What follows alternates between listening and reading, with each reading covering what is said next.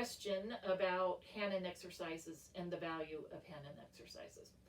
So to start off with, I'll give you my history of Hanon and how I learned Hanon. I actually didn't do much with it until I went to college, and I attended Brigham Young University and became a student of Paul Pollei. And he had a whole technical regime that we went through, and it included Hanon Exercises. And so I, as my first year in that program, learned Hanon 1 through 31, and I built them up one at a time until I could play 1 through 31 memorized in the key of C. And then once that was achieved at a fast tempo, about 120, at that point I was a freshman in music, then the next step was to learn all of those in all the keys. That was a huge undertaking for me.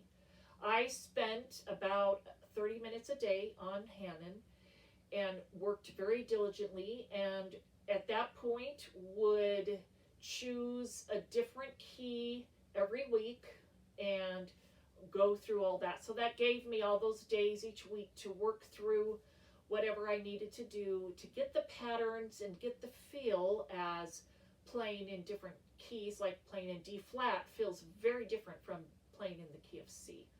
So I did all of that. Now, fast forward, I'm a teacher and have done some of that with my college piano majors.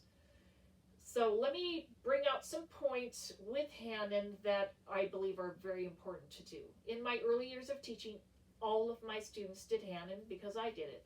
And I had a whole schedule I put them on, which I will talk about in a minute. Number one. Number two, through the years I found that periodically I had students who did not care for Hanon and didn't see the value, and this is not a criticism, it just did not connect. Hanon Exercises did not connect with them.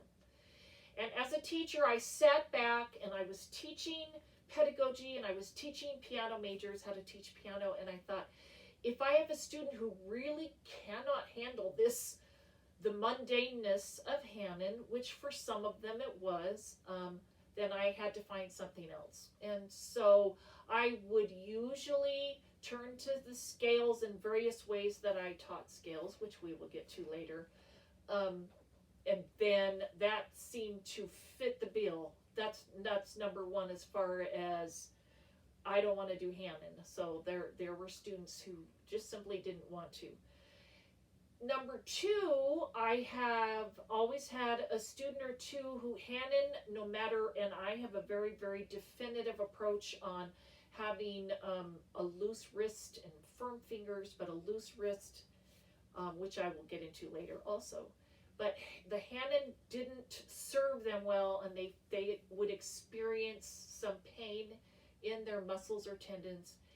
And after I worked with them for a while, if we didn't see progress, I would usually abandon the Hanon in favor of either Czerny or, again, other 5-finger exercises, and of course scales.